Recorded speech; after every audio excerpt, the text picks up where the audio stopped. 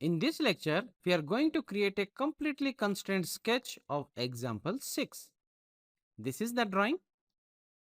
It's a very simple drawing. Let us create it.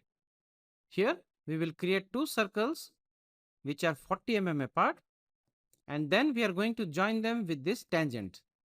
So, as I have told you in the last lecture, first we will build this boundary and then we will go for the inner stuff. Let us start. I am inside a new sketch. Let us create the circle first. I'll create a circle maybe somewhere here. I'll directly take this center as the origin.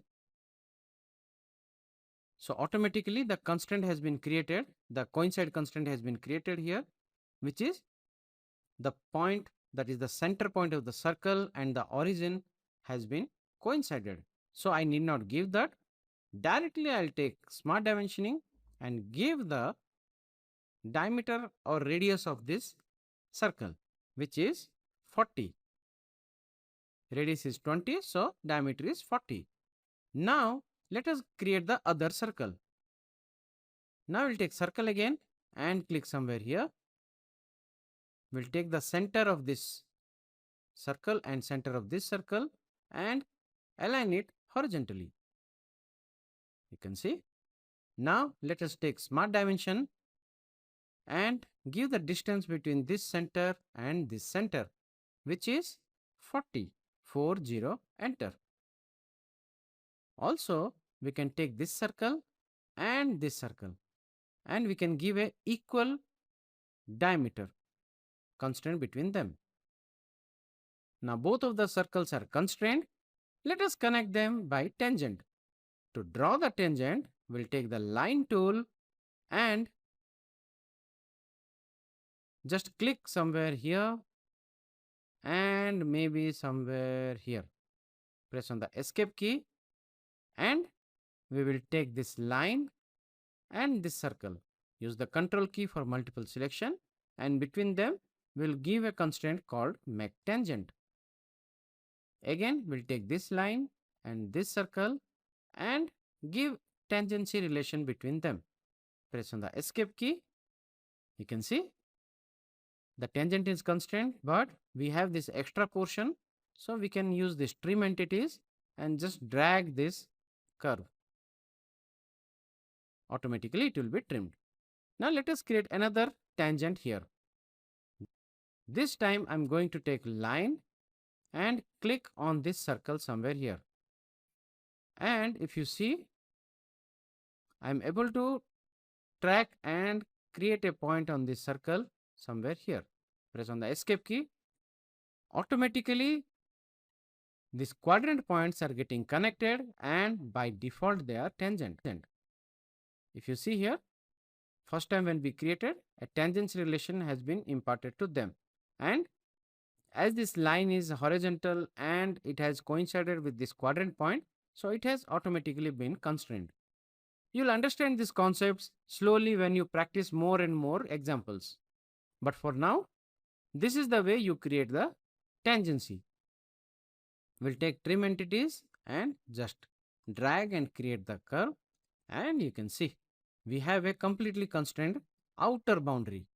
Now let's go for the inner profiles. For that, again we'll take a circle and we can create a circle at this center directly.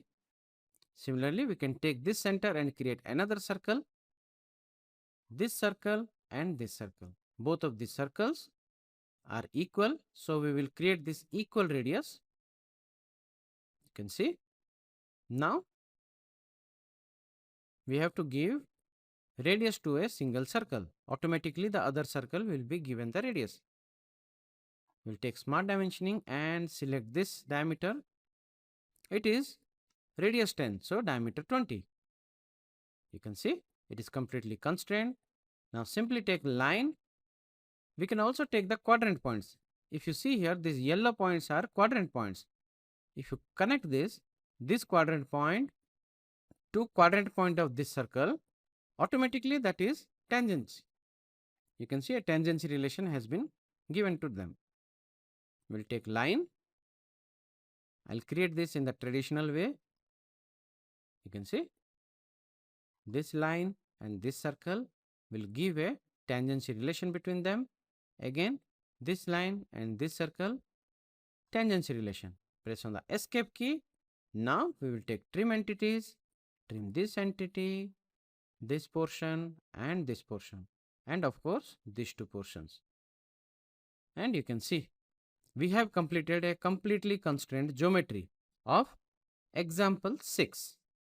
In the next lecture, we are going to see another example, which is example 7.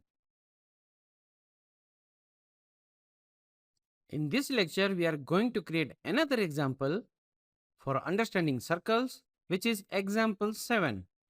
This is the drawing of the example 7. We are going to create it. Here, first what we are going to do is, we are going to create a rectangle. You can see this is the rectangle, and on each vertex of this rectangle, we are going to create a circle, and then we are going to constrain them. Then we are going to trim the unnecessary portions. Let us start. First, we will create a rectangle of 60 into 40.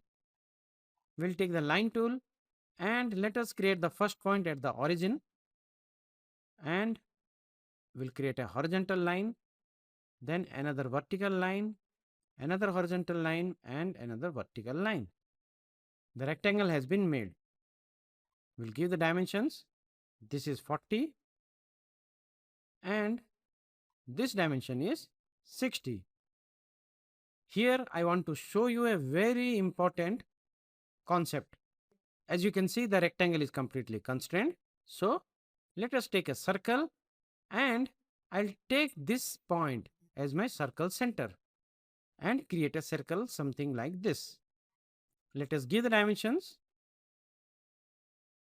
You can see the diameter is 20 as the radius is 10, and in this particular circle I am going to show you this concept. What has happened is I have created this rectangle taking this point as reference. That is the origin point. Now let me trim this. After I trim, what has happened is the entire rectangle has become unconstrained. That is under-constrained or under-defined.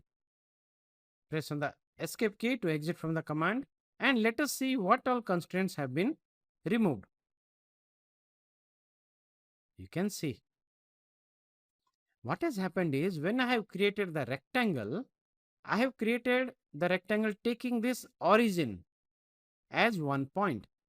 So what has happened is when we have trimmed, the relation of the rectangle with the origin has disappeared. So we have to give the constraint again. That is this line and the origin point. We have to create a coincident constraint between them. You can see.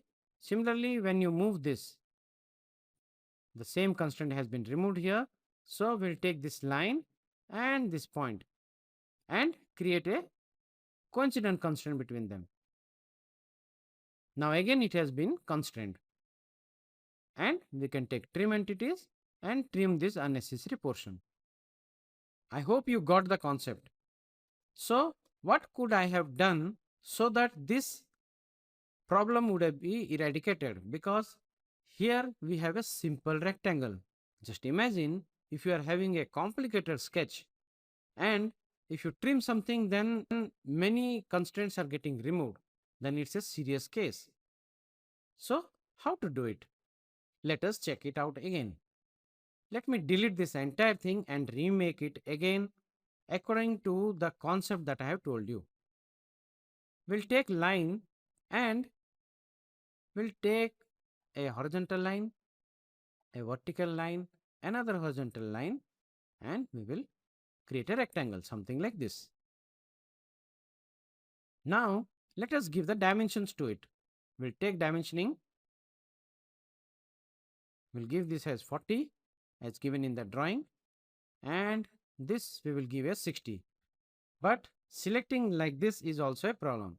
You have to select from line to line and not take the length of this line, because if you are trimming some portion of this line, then the length of line is not going to be the same. So it is going to be a problem. Like suppose I take this line, I can give the length something like this, or I can also take, let me use the Ctrl plus Z key to undo, and I'll take smart dimensioning again. And if you see here, for giving this length of the line, I can also take this line to this line. So now this 60 mm that I'm going to give is related to both these lines. It is not related to this line only. So if you trim this line, there is nothing damage that is going to happen to your sketch. So this is a very small concept, but very, very vital for developing complex drawings. Now let us take the smart dimensioning and create the references with the origin. This will give us 30. Press on the escape key, and we'll take the dimension from this origin to this line and give it as 20. You can see the rectangle is completely constrained. Let me move these dimensions and let us create the same circle somewhere here. Let us give the dimension to it. This is diameter 20, and we'll take trim entities, trim this portion, and this portion. You can see this rectangle is not having any issue, but there is an issue with this circle. Now let us study what is that issue. If you move this, did you know where the problem was? The problem is with the positioning of this circle. Directly, we have taken the circle and positioned it at its vertex. Once we trimmed that line, what has happened is the vertex has been removed, and automatically this circle center has been unconstrained.